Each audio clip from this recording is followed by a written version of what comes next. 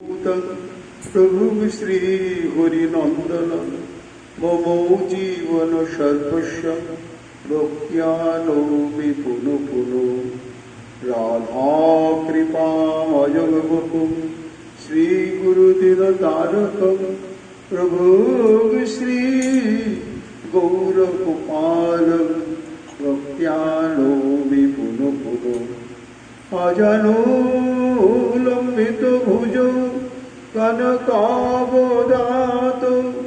संकीर्तनैकपितरो कमलायताक्षो विश्वम्भरो द्विजवरो जुगोधर्मपालो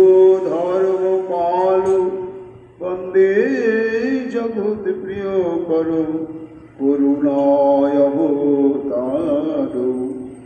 आनन्दलीलामय विग्रहाय हिमावतीपच्छविसुन्दराय तस्मै महाप्रेमरसप्रदाय चैतन्यचन्द्राय नमो नमस्ते निरानन्दमिदं सर्वं प्रेमानन्दस्वधिकृतं येन तं सततं वन्दे नित्यानन्दजगद्गुरुः श्री अद्वैत नमोस्तुभ्यं कलिजनकृपानिधे गौरी प्रेम प्रदानाय श्री सीतापतये नमो नादिनी स्वरूपाय गौरांगसुहृदाय च भक्तशक्ति प्रदानाय गदाधर नमोस्तुते प्रणमामि श्रीमाशं तमादं पंडितं मुदा श्री गौरांग कृपापात्रं कीर्तनानन्दमानसम्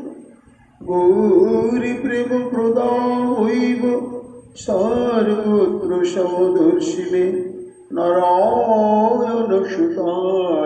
च श्रीमन्नरहरये नमः वराहमिरामं मृगमदतिलकं कुण्डलाक्रान्तगण्डं कज्याक्षं कुम्भकण्ठं स्मेतशुभगमुखं सादरे नस्तुवेदं श्यामं शान्तं त्रिभङ्गगरविकरो वसनभूषितं परिचयत्यां वन्दे वृन्दावनस्थयुगतिशतकृतं ब्रह्मगोपालवीशम् नमो नुलीननेत्राय विनोबाद्विनोदिने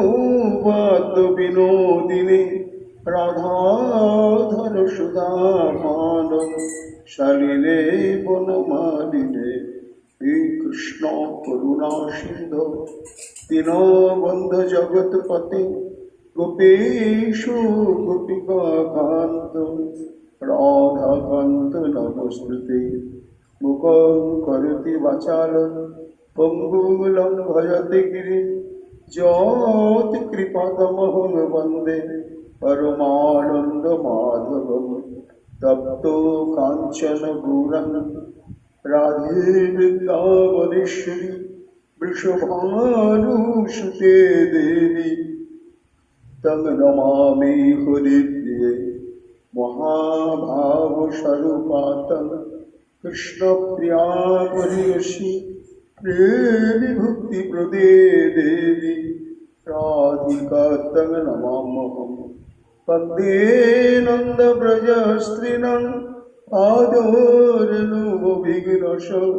यशाहरिकथागीतं पुनाति भुवनत्रयम् अचतुर्वदन ब्रह्मा दिवाहुरपरो गुरि अभानुलोचन शम्भु भगवान् वदरायणि जग प्रभजन्तमनुपेतमपेतकृत्यम् दैपायन विरह कातरय जुहाव पुत्रिति तन्मयातया तरवयो विनिदुस्तं सर्वभूतहृदय मुनिमानतस्मि तमादिदेवं कुरुरनिधानं कमलभद्रं श्वेतावतारम् अपार संसार समुद्रसेतुं भजामहे श्रीभागवत स्वरूपम् श्रुतां श्रुतां नित्यं कीर्तां मुदा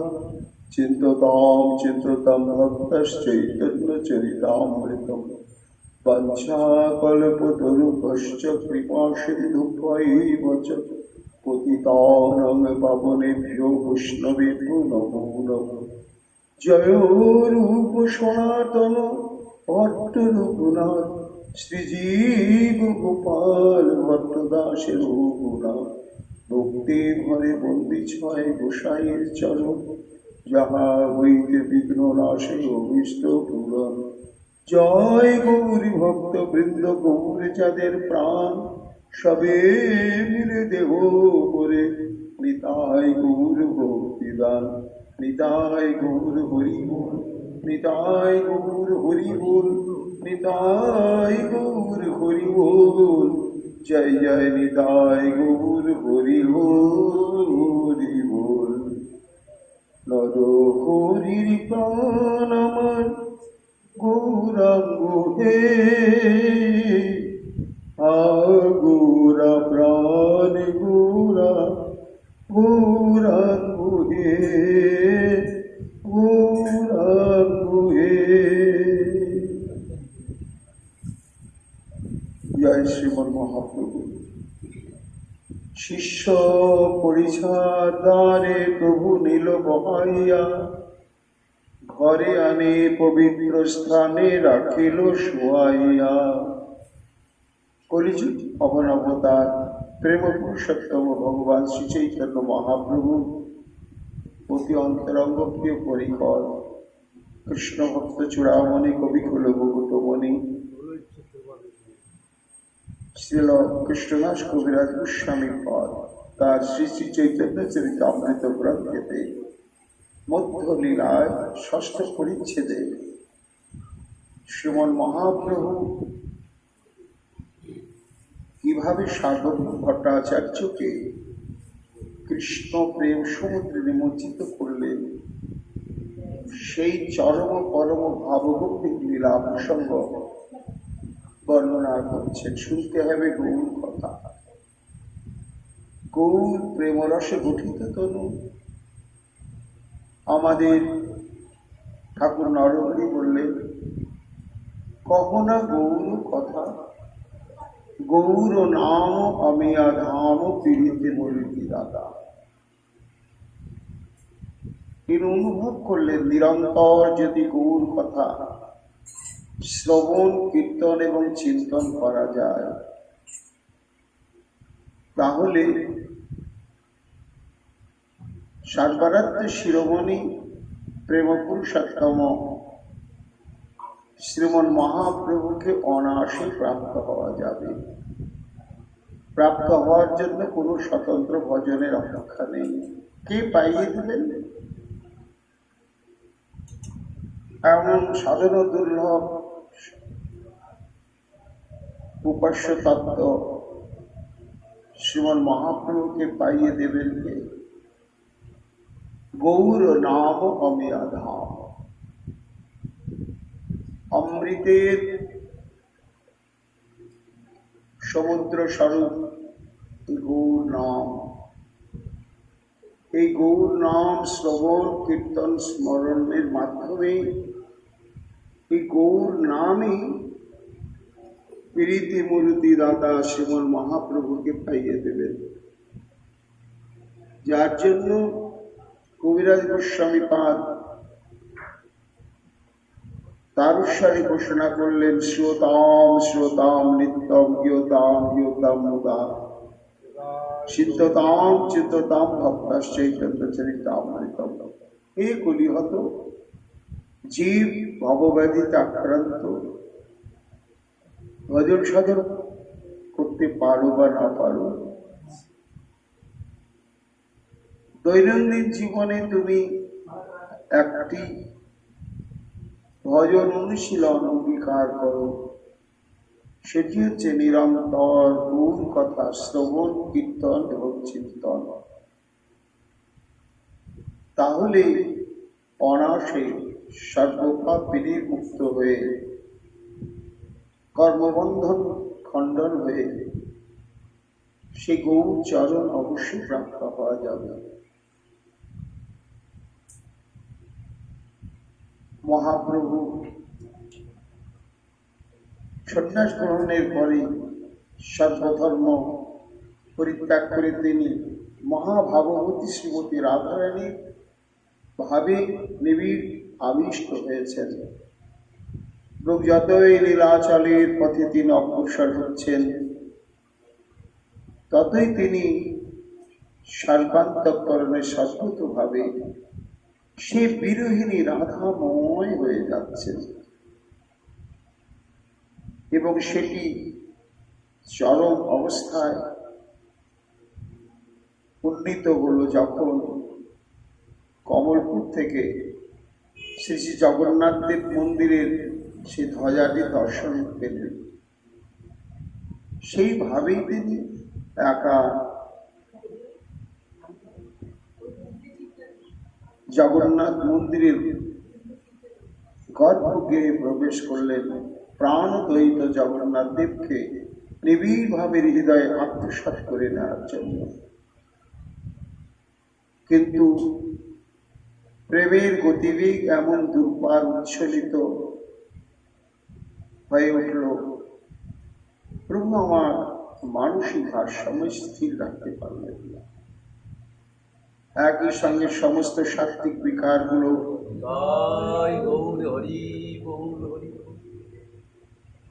এমন বিপুল তরঙ্গায়িত হয়ে উঠল, সেই তরঙ্গের অভিঘাতে প্রভু প্রলয় ভাব অবলম্বন করে গর্ভ মন্দিরের তলায় পড়ে রইলেন। দৈবক্রমে সার্বভৌম ভট্টাচার্য শেষ এসে উপস্থিত। মহাপ্রভুকে দর্শন করে বিস্মিত হলেন, কিন্তু তিনি তো মূর্ছিত। আর এই মূর্ছা কোন শারীরিক বা জাগতিক ব্যাধির দ্বারা আক্রান্ত হয়ে নয়, এটি পরমার্থ জগতের চরম উচ্চকোটি ভাবের উৎকর্ষের স্তরে উন্নীত হলে এই অবস্থাটি আসে। চেতনা ফিরছে না। জগন্নাথ দেবের ভোগের সময় সমাগত হল এবং যে স্থানে মহাপ্রভু মূর্ছিত হয়ে পড়ে রয়েছেন, সেই স্থানেই ভোগের সামগ্রী রাখা হবে। সেবক বৃন্দ ইতস্তত করতে লাগলেন। সার্বভৌম ভট্টাচার্যকে সেটি নিবেদন করলেন। সার্বভৌম ভট্টাচার্য চিন্তা করলেন কি করা যায়, কখন প্রভুর যে মূর্ছা ভঙ্গ হবে কি কোনো লক্ষণই বোঝা যাচ্ছে না। আবার চেতন না হওয়া পর্যন্ত এখান থেকে প্রভুকে স্বতন্ত্র স্থানে কিভাবে নিয়ে যাওয়া যাবে। অনেক চিন্তা ভাবনা করে সার্বভৌম ভট্টাচার্য ভাবলেন যে প্রভুকে অচৈতন্য অবস্থাতে অতি সাবধানে ধরাধরি করে একমাত্র নিরাপদ স্থান আমার গৃহ, আর এইখানে তার কোনো সঙ্গী সাথী কাউকেই দেখা যাচ্ছে না, সঙ্গে যে কি আছে বোঝাই যাচ্ছে না, তিনি একা। তাই ভট্টাচার্য মনে মনে স্থির করলেন তার নিজের গৃহে নিয়ে যাওয়াটাই সমুচীন হবে। কিন্তু নিয়ে যাবেন কিভাবে? শিষ্য পরিচ্ছাদারে প্রভু নীল বহাইয়া।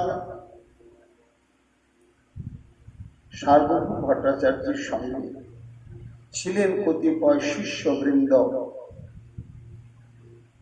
তিনি ছিলেন অধ্যাপক, তার আনুগত্যে সমস্ত বিদ্যা অনুশীলন করতেন পড়ুয়া বৃন্দ। তারাও সার্বভৌম ভট্টাচার্যের সঙ্গে জগন্নাথ দর্শনে এসেছিলেন অনুগমন করে। তাদেরকে ডাকলেন, আর জগন্নাথ দেবের বিশেষ সেবক বৃন্দদের ডাকলেন। এই বিশেষ সেবকবৃন্দ কারা? কবিরাজ গোস্বামী পাদ তা বলেননি, কিন্তু আমাদের বৃন্দাবন দাস ঠাকুর বলেছেন। সেই সমস্ত সেবকদের ডাকা হলো যারা পাণ্ডু বিজয়ের সময়তে জগন্নাথ, বলরাম, সুভদ্রা দেবী এবং সুদর্শনকে ধরাধরি করে রথের উপরে আরোহণ করা। এই যে পাণ্ডু বিজয়ের প্রাক্কালে যে সমস্ত সেবকবৃন্দ সেবায় নিযুক্ত হয়, তারা অন্য সময় কিন্তু আর সেই সেবা পায় না। বছরে তাদের এই নির্দিষ্টকালে এই সেবাটি তাদের জন্য নির্ধারিত। তারা বইতে জানে অচল জগন্নাথ মহাভার, অথচ তাকে সযত্নে কিভাবে উত্তোলন করে বহন করে রথে নিয়ে যেতে হয়, বলদেব চন্দ্রকে কিভাবে নিয়ে যেতে হয় ওরা জানে। তাই তাদেরকেই ডেকে আনা হল। সেই সমস্ত সেবক বৃন্দ এবং সার্বভৌম ভট্টাচার্যের পড়ুয়া শিষ্যবৃন্দ মহাপ্রভুকে ধরাধরি করে অতি সাবধানে সন্তর্পণে অত্যন্ত যত্নের সঙ্গে ধীরে ধীরে গর্ভমন্দির থেকে বের করে সার্বভৌম ভট্টাচার্যের গৃহের দিকে নিয়ে চললেন। যখন নিয়ে যাচ্ছেন শোভাটি কেমন হয়েছিল সেটি কবিরাজ গোস্বামী পাদ বর্ণনা করেন। বৃন্দাবন দাস ঠাকুর বলেছেন, পিপিলিকা গণ যেন অন্ন লইয়া যায়। অর্থাৎ একটি অন্ন অনেক অনেক পিঁপড়িগুলো তাকে ধরে উত্তোলন করে সন্তর্পণে যেমন নিয়ে যায়, সেই দৃশ্যটি যেমন ঠিক অচৈতন্য অবস্থায় সচল জগন্নাথ প্রেম পুরুষোত্তম শ্রী চৈতন্য মহাপ্রভু সেই স্তব্ধ নিশ্চল শ্রীবিগ্রহখানাকে ওই পড়ুয়া শিষ্যবৃন্দ এবং পাণ্ডু বিজয়ে সেই সমস্ত সেবকগণ ঠিক সেইভাবেই যেমন একটি অন্নকে পিপিলিকাগণ সন্তর্পণে বাসস্থানের দিকে নিয়ে যায়, ঠিক সেইভাবেই ধীরে ধীরে ধীরে ধীরে সার্বভৌম ভট্টাচার্যের ঘরে আনি পবিত্র স্থানে রাখিল শোয়াইয়া। যেখানে সেখানে রাখা যাবে না। কেন? বস্তুর মধ্যে তো বস্তুর ধর্ম রয়েছে। যদিও সার্বভৌম ভট্টাচার্য মহাপ্রভুর অলৌকিক রূপ মাধুর্যাদি দর্শনেও তিনি যে ভগবান এটি অনুভব করেননি, এখনো তার মধ্যে মহাপ্রভুর প্রতি মনুষ্য বুদ্ধিটি রয়েছে, কিন্তু তবু এটি মনে মনে অনুভব করলেন যিনি সাধারণ না, সাধারণ সন্ন্যাসী নন। তাই যেখানে সেখানে যেমন তেমন স্থানেতে রাখা যাবে না। তাই ঘরে আনি পবিত্র স্থানে রাখিল শোয়াইয়া। এইবার পড়ুয়া সেবকগণ তারা চলে গেলেন, পরিষাবৃন্দ তারাও চলে গেলেন। মহাপ্রভু তখনও ঠিক ওই মূর্ছা অবস্থায় রয়েছেন, বোঝা যাচ্ছে না তার দেহ বিগ্রহে কোনো প্রাণের লক্ষণ আছে কিনা। শ্বাস প্রশ্বাস নাহি উদর স্পন্দন, দেখিয়া চিন্তিত হইলা ভট্টাচার্যের মন। শ্বাস প্রশ্বাস প্রবাহিত হচ্ছে কিনা তা উদর স্পন্দনে অনুভব হয়। আমরা যখন শ্বাস প্রশ্বাস ত্যাগ করি তখন আমাদের উদর প্রদেশ পেট স্ফীত হয়, সংকুচিত হয়, তাতে অনুভব হয় যে শ্বাস প্রশ্বাস ক্রিয়া চলছে। কিন্তু মহাপ্রভুর শরীরের দিকে তাকালে কোনো অঙ্গ প্রত্যঙ্গে শ্বাস প্রশ্বাস ক্রিয়া চলছে কিনা তার লক্ষণ মোটেও প্রকাশ পাচ্ছে না। সন্দেহ হচ্ছে দেহে প্রাণ আছে কি নেই। দেখিয়া চিন্তিত হইলা ভট্টাচার্যের মন। তিনি কি কর্তব্য বিমূঢ় হয়ে পড়লেন। কি পরিচয়, সঙ্গেও কেউ নেই। দেহে প্রাণ যদি না থাকে তাহলে একটু পরীক্ষা করেই দেখি।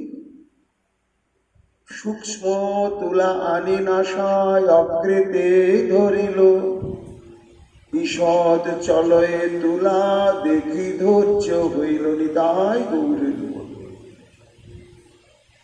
তখন অতি মসৃণ পবিত্র অতি সূক্ষ্ম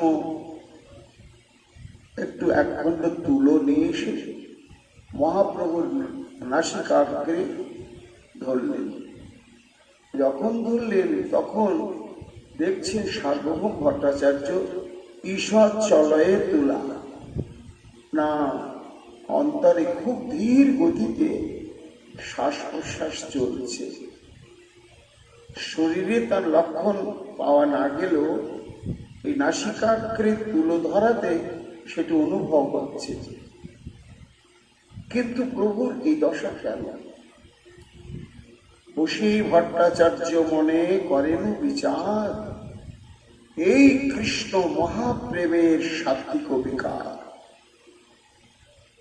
প্রশ্ন, এই কৃষ্ণ প্রেমের সাত্বিক বিকার এটি সার্বভৌম ভট্টাচার্যের অনুভব কি করে হবে?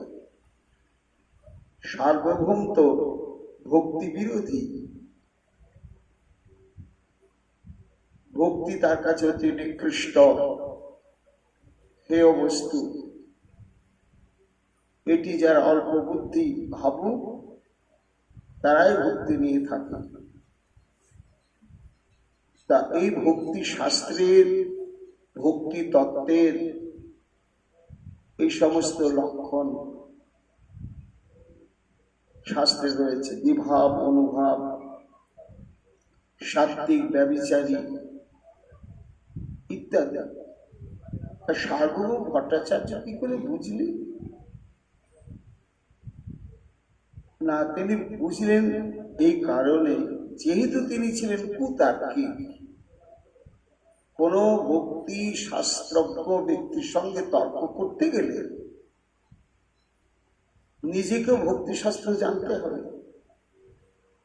নিজেকে ভক্তিশাস্ত্র একেবারে পুঙ্খানুপুঙ্খ রূপে যদি না জানা যায় তো তাকে তর্কে পরাস্ত করা যাবে না। এই তর্কের খাতিরেই তদানীন্তন কালে যে সমস্ত ভক্তি রসশাস্ত্র প্রচলিত ছিল,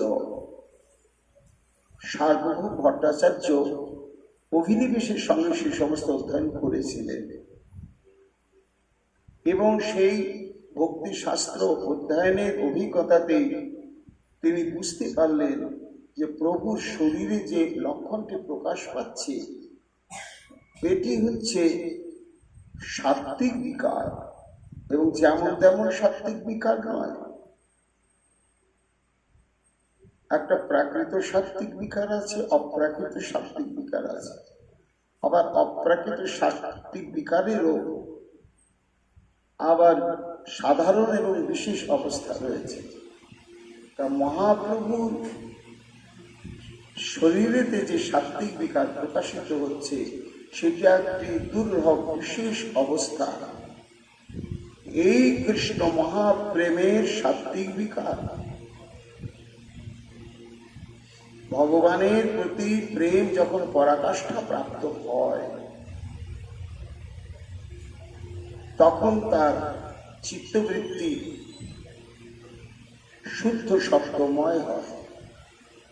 শাস্ত্র বলেছে কৃষ্ণ সম্বন্ধী সাক্ষাৎ কিঞ্চিৎ বা ব্যবধানতঃ ভাবশ্চিত্ত বিহাক্রান্তং সত্য মৃত্যুচ্যতে উভয়। ভক্তি তত্ত্বজ্ঞ বলছেন সেই সচ্চিদানন্দ বিগ্রহ শ্রী গোবিন্দ, সে গোবিন্দ বিষয়ে সাক্ষাৎ ভাবে চিত্ত যখন আক্রান্ত হয় তখন চিত্তের যে অবস্থা সেটি হচ্ছে সত্য, আর সেই সত্য থেকে উৎপন্ন হয় ভাব রাশি, তারই নাম হচ্ছে সাত্ত্বিক ভাব। তা প্রভুতে ভাবটা কেমন?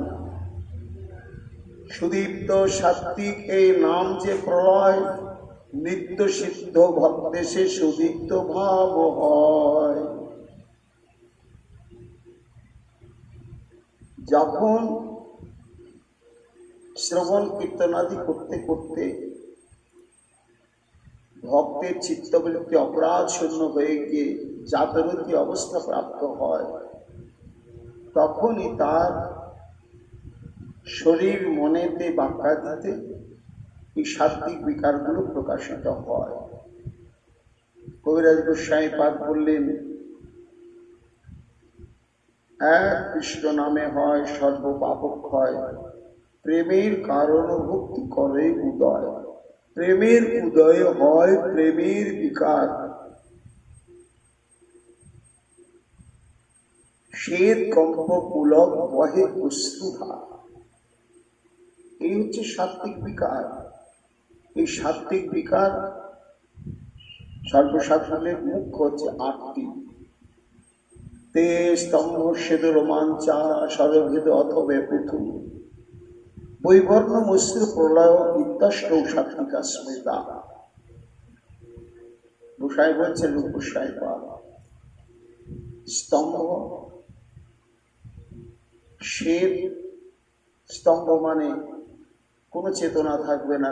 স্তম্ভ যেমন নিশ্চল অবস্থা প্রাপ্ত হয়, ঠিক সাধকের সে অবস্থা হবে। শ্বেত ঘর্ম, রোমাঞ্চ, পুলক, সর্বঙ্গ।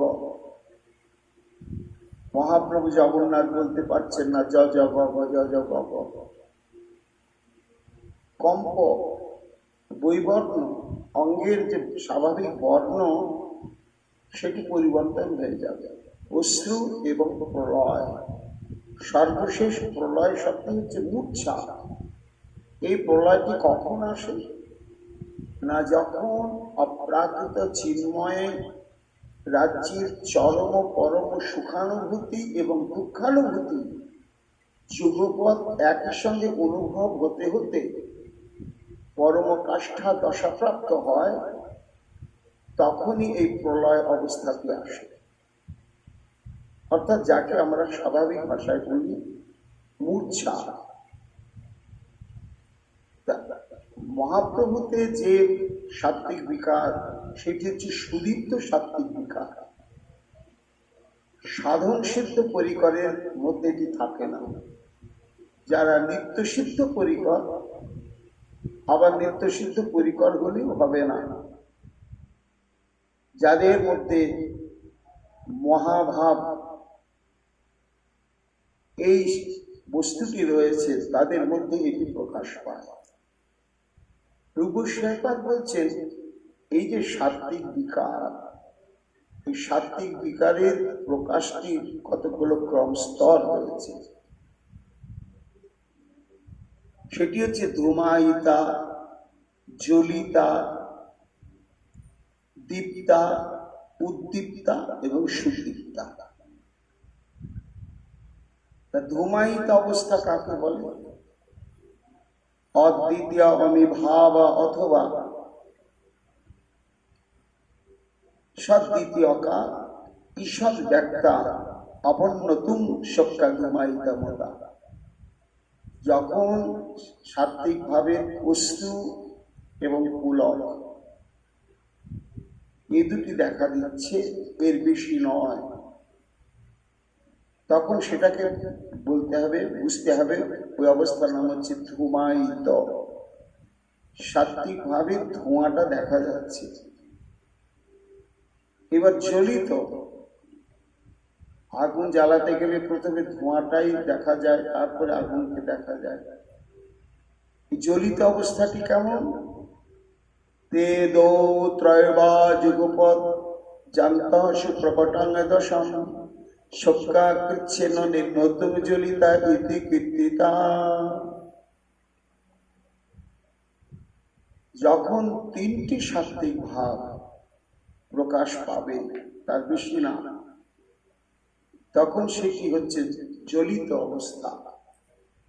অর্থাৎ সাত্ত্বিক ভাব তার ভেতরে পুরোপুরি এসেছে, তার লক্ষণটি ওই তিনটি সাত্ত্বিক ভাববিকার প্রকাশের দ্বারা সুস্পষ্টভাবে বোঝা যাচ্ছে।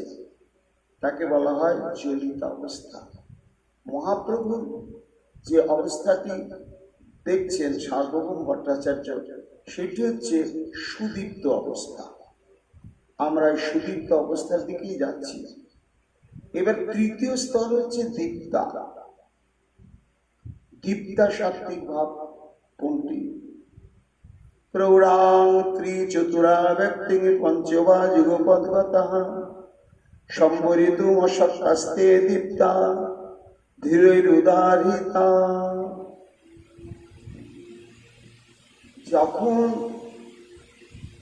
4 থেকে 5টি সাত্ত্বিক ভাব এককালে কারো শরীরে মনে বাক্যেতে প্রকাশ পায়, তখন তার নাম হচ্ছে দীপ্ত সাত্ত্বিক ভাব।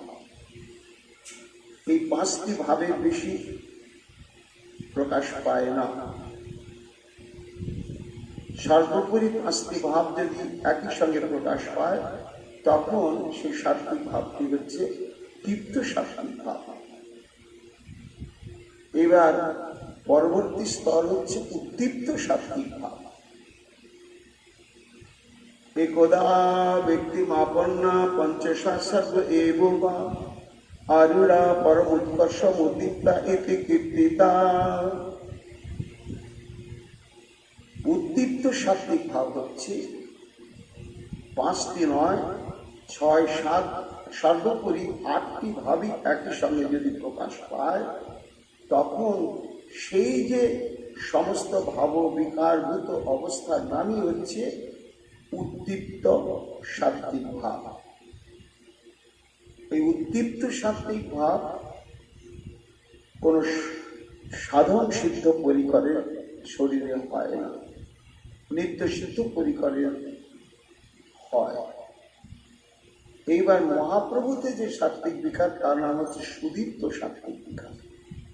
সার্বভৌম ভট্টাচার্য রসশাস্ত্রে ব্যাকরণটা পড়েছেন, তো সেই ব্যাকরণের বিচারে তিনি দেখছেন এই অবস্থাটির নাম হচ্ছে সুদীপ্ত সাত্ত্বিক বিকার। তা সুদীপ্ত সাত্ত্বিক বিকার কাকে বলে? উদ্দীপ্তা এব সুদীপ্তা মহাভাবে ভবন্তমে সর্ব এব পরাঘটে সাত্ত্বিকা যত বিভ্রতি। অর্থাৎ এখানে একটু রসশাস্ত্র সম্বন্ধে আমাদের জানতে হবে। আমাদের ভজনের শেষ স্তর হচ্ছে প্রেম।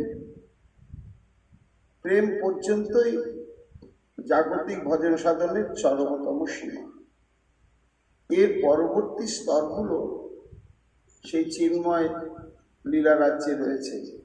প্রেম, স্নেহ, মান, প্রণয়, রাগ, অনুরাগ, ভাব, মহাভাব।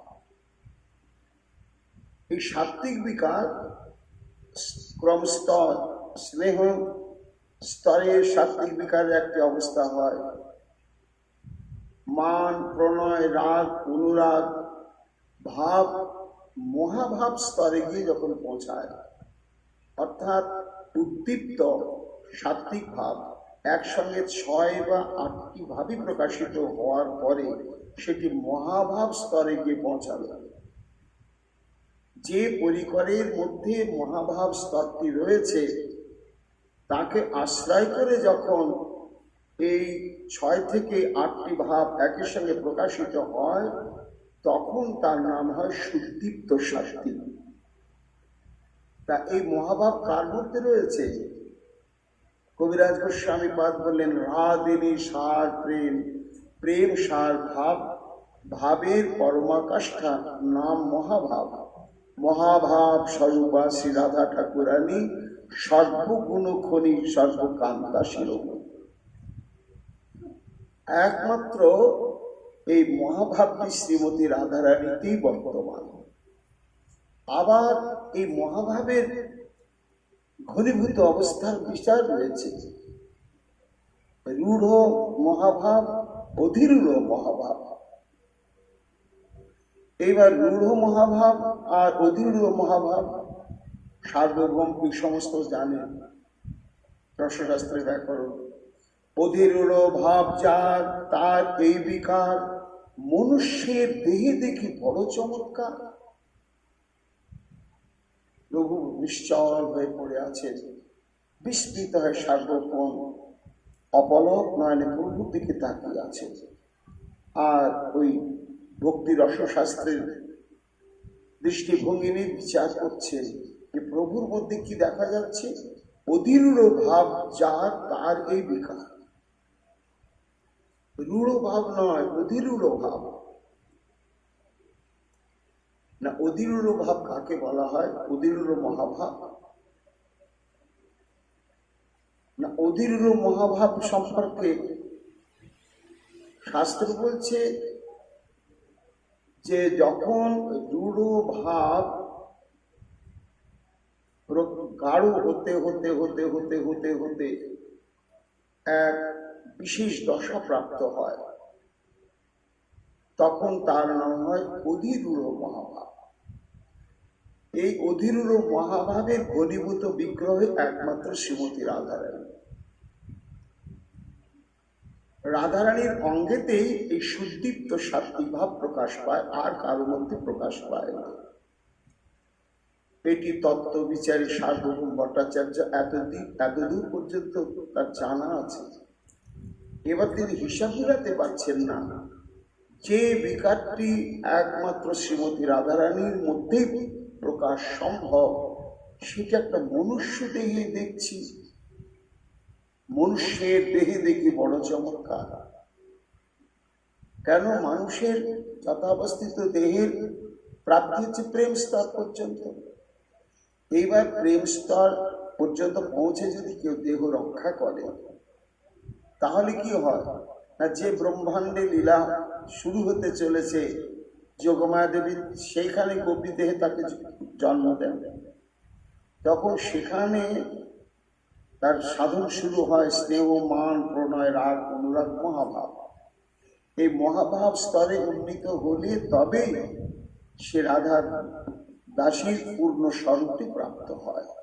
কিন্তু এর পরিচয় চিরকালই সাধন সিদ্ধারূপেই থাকবে। এরা কখনোই নিত্য সিদ্ধার স্বরূপ প্রাপ্ত হবে না। সাধন সিদ্ধার এই পরিচয়টাই তাদের মধ্যে থাকবে। তো যারা সাধন সিদ্ধ বা সাধন সিদ্ধা, তাদের মধ্যে কোনোদিনই এই বিকারগুলো আসবে না। একমাত্র নিত্য সিদ্ধ পরিকরগণের মধ্যে, আবার তাদের মধ্যে একমাত্র মহাভাব স্বরূপিণী শ্রীমতী রাধারানীর মধ্যে। তা সেই ভাবটি দেখছেন কবিরাজ গোস্বামী পাদ বলছেন, সার্বভৌমের এই বিচারে প্রকাশিত হয়ে যাচ্ছে, প্রমাণিত হয়ে যাচ্ছে, ব্যক্ত হচ্ছে যে মহাপ্রভু আমার কতখানি শ্রীমতী রাধারানীর ভাবে আবিষ্ট হয়ে পড়েছে। জগন্নাথকে আত্মসাৎ করে নেওয়ার জন্য কিন্তু পারলেন না। এই যে পারলেন না, বিরহ, এত কাছে এসে এত নাগালের মধ্যেও তোমাকে প্রাণবল্লভ পেয়েও আমি হৃদয়ে তোমাকে ধারণ করতে পারলাম না। এই মোহনাক্ষ ভাব, বিরহের চরমতম পরাকাষ্ঠা, আর তাতেই এই সুদীপ্ত ভাবের মহাপ্রকাশ ঘটেছে। কিন্তু সেটি তো একমাত্র যার ভিতরে শুদ্ধ প্রেম ভক্তি, গুরু বৈষ্ণবের কৃপা এবং ভগবত কৃপা, তিনি তো বুঝতে পারলেন। সার্বভৌম বুঝতে পারলেন না। মনের মধ্যে উথাল পাথাল। এত চিন্তি ভট্টাচার্য আছেন বসিয়া, চিন্তা করছেন যে মানুষের শরীরে সে মহাভাব স্বরূপিণী, আর যে সমস্ত বিকার দেখছি এ কি করে সম্ভব? উথাল পাতাল চিন্তা করছে। কবিরাজ গোস্বামী বলছেন, ভক্তগণ এইদিকে আসুন। পেছনে যারা পড়েছিলেন নিতাই চাঁদ, গদাধর পণ্ডিত, মুকুন্দ প্রমুখ সমস্ত প্রভুর সঙ্গীগণ, তাদের কি দশা হলো? তারা তো ছুটতে ছুটতে পেছনে পেছনে এলেন। এসে তারাও জগন্নাথ মন্দিরের সিংহদ্বারে উপস্থিত হলেন। তারা তো নিশ্চিতভাবেই জানে যে প্রভু আমাদের জগন্নাথ মন্দিরেই যাবেন এবং জগন্নাথ দেবের নিকটেই যাবেন, এটি তারা নিশ্চিতভাবেই জানতেন। তো যখন সিংহদ্বারে এসে উপস্থিত হলেন, তখন দেখছে মহাভিড়। কিছু একটা যেন অলৌকিক বিশাল কোনো ঘটনা ঘটেছে মন্দিরের মধ্যে, আর সেই ঘটনাকে কেন্দ্র করে সব যেখানে সেখানে জটলা, যেখানে সেখানে একটা আলোচনা চলছে এবং সেটা একটা চরম অবস্থা প্রাপ্ত হয়েছে। নিতাই চাঁদের বুঝতে বাকি রইল না, কান পাচ্ছে একই আলোচনা। অদ্ভুত না, এরকম দেখা যায়নি। এ কি মানুষ না গন্ধর্ব, এ কি সন্ন্যাসী না কে? এইরকম একেবারে গর্ভ মন্দিরে আমাদের অলক্ষ্যে কি করে প্রবেশ করলো, ইত্যাদি ইত্যাদি। কিভাবে মূর্ছা গেলেন, কিভাবে সার্বভৌম ভট্টাচার্য সে প্রহণ্ড বিজয়ের মতন তাকে তার শিষ্যবৃন্দ এবং পরিচাবৃন্দ ধরাধরি করে তার নিজের কেউ নিয়ে গিয়েছেন, এই সবই আলোচনা চলছে। নিতাই চাঁদ কান পাতলেন। তাহা শুনি লোক কহে অনন্যে বাদ, এক সন্ন্যাসী আসি দেখি জগন্নাথ। মূর্ছিত হইলা চেতন নাহায় শরীরে, সার্বভৌম তৈছে তারে লইয়া গেল ঘরে। এইসব আলোচনা হচ্ছে। সার্বভৌম ভট্টাচার্য তাকে নিয়ে গেছে নিজের ঘরের মধ্যে। কবিরাজ গোস্বামী পাদ বলছেন, নিতাই চাঁদ চিন্তা করলেন, এই তো আমাদের মহাপ্রভুই হবে। তাহলে জানা গেল যে এই শ্রীক্ষেত্রে সার্বভৌম ভট্টাচার্য বলে কেউ আছেন, আর তার ঘরেতেই মহাপ্রভু রয়েছেন। কিন্তু কে সার্বভৌম ভট্টাচার্য? তার ঘরই বা কোথায়? কি করে আমরা জানবো? এই জল্পনা কল্পনা করছেন নিতাই চাঁদ সবাইকে নিয়ে। শুনি সবে জানিলা এই মহাপ্রভুর কার্য, হেন কালে আইলা তথা গোপীনাথ আচার্য। এও একটা দৈব ঘটনা। যেমন জগন্নাথ মন্দিরে সার্বভৌম ভট্টাচার্যের আগমনও দৈব ঘটনা, তেমনি এই মুহূর্তে গোপীনাথ আচার্যের আগমন, যেখানে আমার নিতাই চাঁদ, মুকুন্দ, গদাধর পণ্ডিত প্রমুখ অবস্থান করছেন, সেখানে এই গোপীনাথ আচার্যের আগমনটাও অপ্রত্যাশিত একটি অলৌকিক ঘটনাই বটে। কে গোপীনাথ আচার্য? নদিয়া নিবাসী বিশারদের জামাতা, মহাপ্রভুর ভক্ত তেহ প্রভু তত্ত্বজ্ঞাতা। অর্থাৎ তদানীন্তন কালে বহু বাঙালি উড়িষ্যাতে বসবাস করতেন। সার্বভৌম ভট্টাচার্য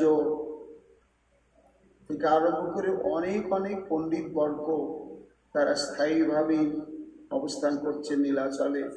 তেমনি গোপীনাথ আচার্যকে না মহেশ্বর বিশারদ সার্বভৌমের হচ্ছে পিতা, বিদ্যা বাচস্পতির পিতা। তো তার দুই পুত্র আর একটি কন্যা। এই কন্যার সঙ্গে বিবাহ দিয়েছিলেন নবদ্বীপবাসী পরম ভাগবত মহাপণ্ডিত গোপীনাথ আচার্যের সঙ্গে। এই জন্য সম্বন্ধ হল, সার্বভৌম ভট্টাচার্য হলেন শ্যালক আর ভগ্নিপতি হলেন গোপীনাথ আচার্য। গোপীনাথ আচার্য জন্ম নবদ্বীপে এবং ভক্তির সংস্কার নিয়ে তার জন্ম হয়েছে। কাজে জন্মের পর থেকে অদ্বৈতাচার্য বা এই ধরনের মহাপ্রভুর তত্ত্ববিদ্যা পরিকরবৃন্দের সঙ্গ প্রভাবে গোপীনাথ আচার্য জেনেছিলেন যে শ্রীধাম নবদ্বীপে জগন্নাথ মিশ্রের ঘরে যিনি গৌরাঙ্গ স্বরূপে অবতীর্ণ হয়েছেন তিনি অন্য কেউ নয়, অখিল ব্রহ্মাণ্ডপতি তিনি। এটি সম্যক এই তত্ত্বটি মনে প্রাণে জানতেন এবং বিশ্বাসও করতেন। কিন্তু ভাগ্যচক্রে সেখানে মহাপ্রভুর সান্নিধ্য প্রাপ্ত হওয়া তার ভাগ্যে জোটেনি। জীবিকা নির্বাহের প্রয়োজনের তাগিদে নবদ্বীপ পরিত্যাগ করে দীর্ঘদিন থেকে স্থায়ীভাবে এই নীলাচল ক্ষেত্রেই বসবাস করেন, অধ্যাপনা করেন, সপরিবারে এখানে অবস্থান করেন। এবার গোপীনাথ আচার্য যখন এসে উপস্থিত হলেন, তা নিতাই চাঁদের সঙ্গে পরিচয় নেই, গদাধর পণ্ডিতের সঙ্গে তেমন পরিচয় নেই, একজনের সঙ্গে পরিচয় ছিল। সে কে? মুকুন্দ সহিত পূর্বে আছে পরিচয়, মুকুন্দ দেখিয়া তার হইল বিস্ময়। মুকুন্দ চট্টগ্রাম নিবাসী মুকুন্দ দত্ত, অত্যন্ত মধু কণ্ঠ, করুণ রসে তার কণ্ঠটি সর্বক্ষণই এমন যে যখনই যে কোনো প্রার্থনা কীর্তন নাম সংকীর্তন মুকুন্দ করলেই কেউ কাঁদবে না এমন কেউ জগতে নেই। মহাপ্রভুর অত্যন্ত স্নেহভাজন কৃপাভাজন এই মুকুন্দ। সে মুকুন্দের সঙ্গে গোপীনাথ আচার্যের পরিচয়টা নবদ্বীপ থেকেই ছিল। এবার মুকুন্দকে দেখে চিনতে পারলে গোপীনাথ আচার্য, আরে মুকুন্দ, এখন তো রথযাত্রা নয়, পুরীতে তো কোনো উৎসবাদি নেই, তো হঠাৎ তুমি পুরীর মন্দিরে, সঙ্গে তো আরো কেউ রয়েছে তাদেরকে আমি চিনি না, এ তো আশ্চর্য। মুকুন্দ কহে প্রভু ইহার হইল আগমনে, মুকুন্দ তারে দেখি কইল নমস্কার, তেহু আলিঙ্গিয়া পৌঁছে প্রভুর সমাচার। তারপরে মুকুন্দকে আলিঙ্গন করি ওই একই প্রসঙ্গ, গৌর কথা। মুকুন্দ, প্রভু ভালো আছেন তো? তুমি তো নিরন্তর তার সঙ্গ করো, তা বলো একটু মহাপ্রভুর কথা বলো, তোমার কাছে প্রাণ ভরে আমি একটু গৌর কথা শুনি, আমার গৌর কেমন আছেন। প্রভু যে সন্ন্যাস গ্রহণ করেছেন এত বৃত্তান্ত কিন্তু গোপীনাথ আচার্য কিছু জানেন না। তখন মুকুন্দ বললেন, গোপীনাথ কার কুশল জিজ্ঞাসা করছো? তিনি তো শ্রীক্ষেত্রী, এখানেই। হ্যাঁ, কেন? সন্ন্যাস গ্রহণ করেছেন। সন্ন্যাস গ্রহণের অন্তে মাতৃ আদেশ যে নিমায় তুমি নীলাচলে অবস্থান করো, তাই মাতৃ আজ্ঞা শিরে ধরে প্রভু এই শ্রীক্ষেত্রেই শুভাগমন করেছেন। একই সঙ্গে আমরা আসছিলাম, প্রভুকে সেবা করতে করতে আসছিলাম। দৈবক্রমে 18 নালায় আমরা ছাড়াছাড়ি হয়ে যাই। কোনো কারণে প্রভু একটু অভিমান প্রকাশ করে একাকী চলে এসেছেন। আমরা তার সন্ধান পাচ্ছি না, তিনি কোথায় আছেন, কিভাবে রয়েছেন, কিছুই জানতে পারছি না। মুকুন্দ কহে প্রভু ইহা হইল আগমনে, আমি সবাই আসিয়াছি মহাপ্রভুর সনে। তারপরে গোপীনাথ আচার্যের দৃষ্টি পড়ল নিতাই চাঁদের দিকে। অভিন্ন চৈতন্য তো আমার নিতাই চাঁদ যেন দ্বিতীয় কলেবর, কিন্তু ইনি তো সন্ন্যাসী নন। প্রভুর সঙ্গে অনেক মিল আছে। মুকুন্দ ইনি কে? তখন মুকুন্দ সমস্ত বৃত্তান্ত বললেন। তিনি অবধূত শ্রীমন নিত্যানন্দ প্রভু, মহাপ্রভুর প্রেম বিতরণ লীলা এই নিতাই চাঁদের সাহচর্যে পরিপূর্ণতম ভাবে সমগ্র বঙ্গদেশ, সমগ্র ভারতে প্রচারিত হয়ে চলেছে। তাই এই অবধূত নিতাই চাঁদকে নিয়ে আমরা আসছিলাম প্রভুর সঙ্গে। ও সঙ্গে সঙ্গে অতি সম্ভ্রমের সঙ্গে নিতাই চাঁদের চরণে লুটি পড়ে গোপীনাথ আচার্য বারবার প্রণাম করতে লাগলেন।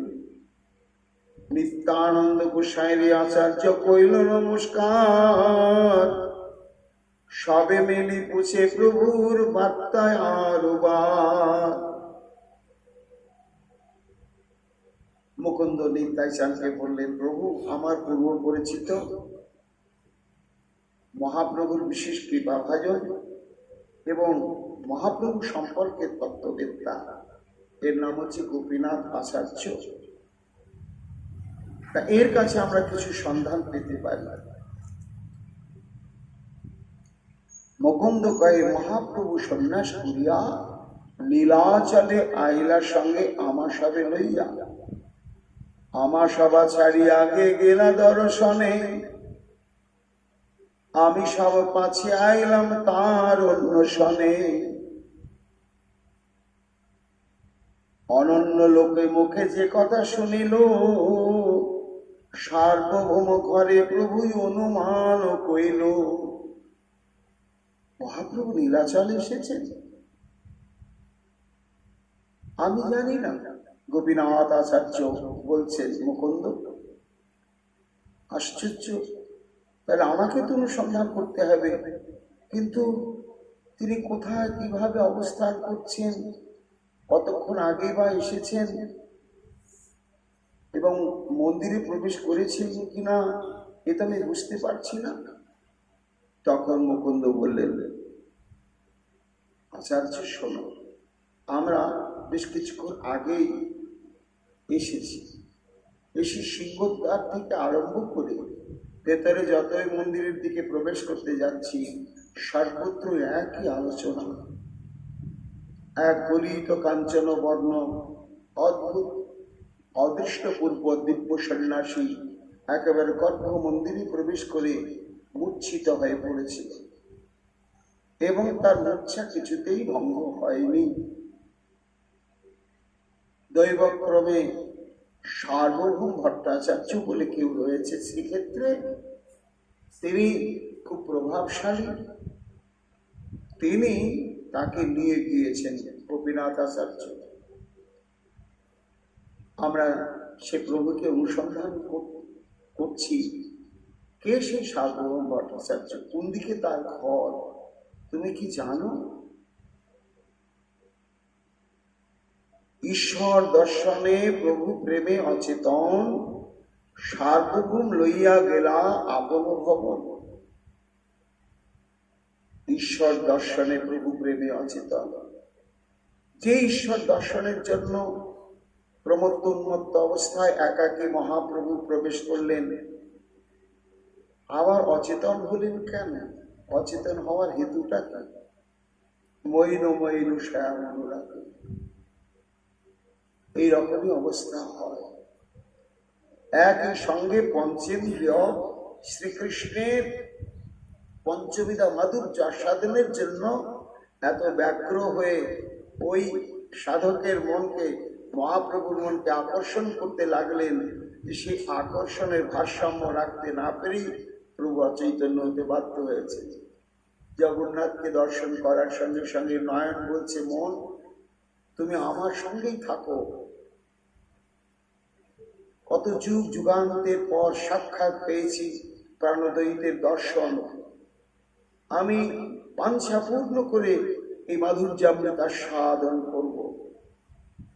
ত্বগেন্দ্রিয় বলছে মন না না, প্রতি অঙ্গ লাগে কাঁদে প্রতি অঙ্গ মন। মন তুমি আমার অধীন হয়ে আমার সঙ্গে থাকো, আমি প্রাণ ভরে প্রতি অঙ্গের দ্বারা তাকে স্পর্শ করে আমি কৃতকৃতার্থ হব। নাসিকা বলছে মন তুমি আমার সঙ্গে থাকো।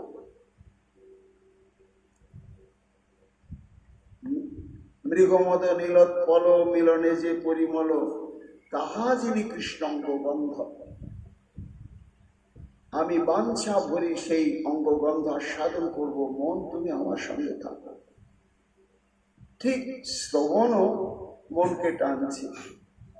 এইভাবে পঞ্চ ইন্দ্রিয় যখন মনকে একই সঙ্গে টানতে শুরু করলে, তখন মনের ভারসাম্য ঠিক থাকলে না।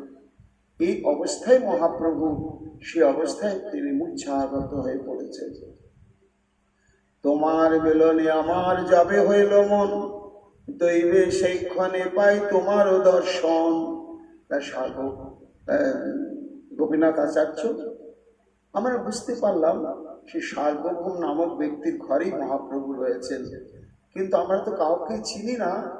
সেই সময় তোমার কথাটাই আমার মনের মধ্যে বারবার উদয় হচ্ছিল। এই কইকে আমি একটু জিজ্ঞাসা করবো ভাবছিলাম যে গোপীনাথ আচার্যকে কেউ চেনে কিনা, তার বাসাঘর কোন দিকে। তার কাছে গেলে হয়তো আমরা সমস্ত কিছু তত্ত্ব জানতে পারবো। দেখো দেখো, জগন্নাথের কি অশেষ কৃপা, দৈবক্রমে তুমি সাক্ষাৎ চলে এসেছ সার্বভৌমের ঘরে।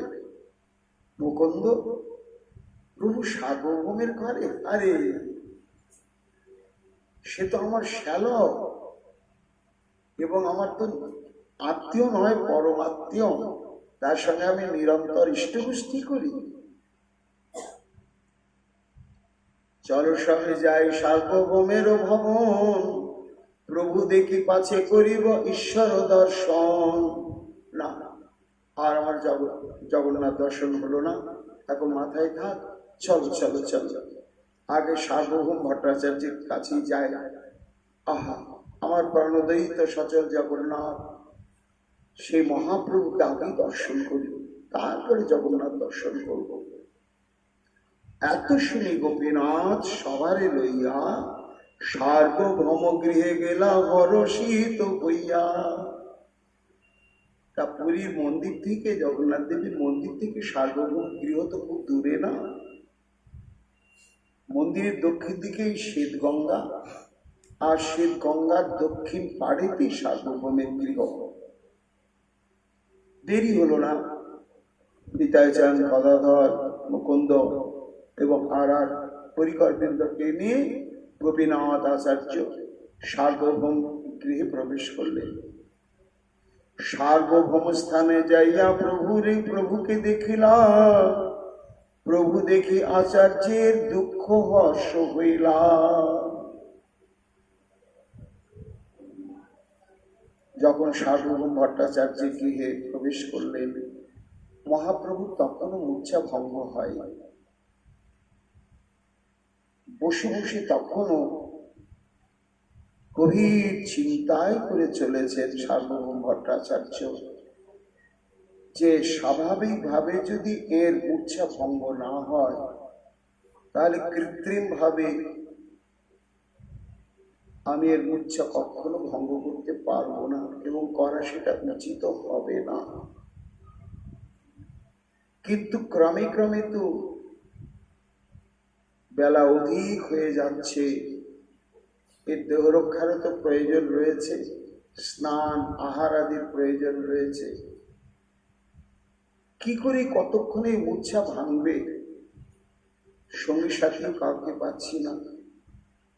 এমন সময় হরি বল জয় মহাপ্রভু বলতে বলতে গোপীনাথ আচার্য তাদেরকে নিয়ে প্রবেশ করলেন। ইসু গোপীনাথ, চেনো তুমি? নিতাইচাঁদ তাকিয়ে আছে, মুকুন্দ গদাধর তাকালেন মহাপ্রভুর দিকে।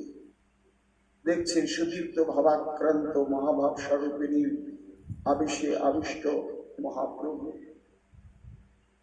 মুকুন্দ সেটি অনুভব করলেন মর্মে মর্মে, গদাধর পণ্ডিত অনুভব করলেন, বিভ্রাট হয়ে পড়লেন নিতাই চরণ। বাক্যস্ফূর্তি হচ্ছে না, কিং কর্তব্য। প্রভুর এই মূর্ছা ভঙ্গ হবে কি করে? সবাই চিন্তা করতে লাগলেন। কবিরাজ গোস্বামীপাদ বলছেন, প্রভু দেখি আচার্যের দুঃখ হর্ষ হইলাম। এই মূর্ছিত অবস্থা ভূতলে শায়িত শ্রীমন মহাপ্রভুকে দেখে গোপীনাথ আচার্যের দুঃখ হলো এবং হর্ষ বা আনন্দ। দুঃখটা কিসের না? অচৈতন্য হয়ে রয়েছেন প্রভু, এবং এই যে সুদীপ্ত সাত্বিক ভাব, এটি পরিপূর্ণ মহাভাব স্বরূপিণী শ্রীমতী রাধারানী যখন সুতীব্র বিরহে মোহনাক্ষ দশা প্রাপ্ত হন, তখনই তাতে এটা কখনো কখনো প্রকাশ পায়, সচরাচর নয়। এবং রাধারানীতে যখন এই বিকার উপস্থিত হয়, তখন সখীবৃন্দের বিষাদ নেমে আসে অন্তরে। গোপীনাথ আচার্যের সেই দুঃখ, এই মূর্ছা তো কোনো প্রচেষ্টার দ্বারা ভঙ্গ করা যাবে না। একটি স্বাভাবিকভাবে সেই ভাব যখন ধীরে ধীরে ধীরে ধীরে অন্তঃকরণেতে সম্বরণ হয়ে আসবে, তখন এটি স্বাভাবিকভাবে মূর্ছা ভঙ্গ হবে। এর জন্য অন্তরে খুব দুঃখ। আনন্দ হলো কেন? যে প্রভু, তোমাকে আমি অনেকদিন পরে সাক্ষাৎ দর্শন পেলাম, এবং কোথায় দর্শন পেলাম না, যিনি ঘোষণা করেছেন কবিরাজ গোস্বামী পাদ মঙ্গলাচার্য, কুতর্ক কর্কশ আশয় বিশিষ্ট ভট্টাচার্য, যিনি নির্বিশেষ ব্রহ্মবাদী, যিনি ভক্তি মানেন না,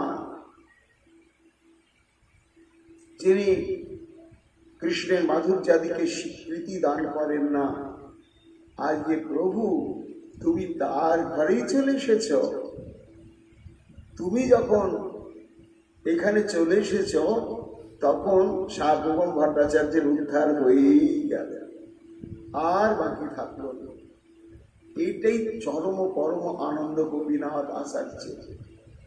একটা বেদনা ছিল, এত এত ঘনিষ্ঠ আত্মীয়, কিন্তু সে যদি কৃষ্ণ মাধুর্য রসিক না হয়, তাহলে তো একাত্ম হওয়া যায় না। সৎ, এটা ঠিক, কিন্তু সে কৃষ্ণ ভজনই মানে। আজকে তার ঘরে মহাপ্রভু, তাহলে তার পূর্ব জন্মার্জিত কোন সংস্কারের সূত্র ধরে প্রভুর এই শুভাগমন ঘটেছে, এবং এই শুভাগমের সূত্র ধরে একদিন না একদিন এই জ্ঞানবাদী সার্বভৌমের পরিবর্তন আসবেই আসবে। এই জন্য গোপীনাথ আচার্যের অন্তঃকরণে হর্ষ হইলাম। এরপরে কতক্ষণ মহাপ্রভু মূর্ছিত অবস্থায় থাকলেন এবং কিভাবে সে মূর্ছা ভঙ্গ হলো। মূর্ছা ভঙ্গ হওয়ার পরেতে সার্বভৌম ভট্টাচার্যেরই কেমন অবস্থা হলো এবং নিতাইচাঁদ পরিকর্মীদের কি অবস্থা হলো, আগামীকাল আমরা সেই প্রসঙ্গে শ্রবণ কীর্তন করব। এখনকার মতো আমাদের গৌর কথা এখানেই বিশ্রাম লাভ করছে। নিতাই গৌর হরি বল, নিতাই গৌর হরি বল, নিতাই গৌর হরি বল।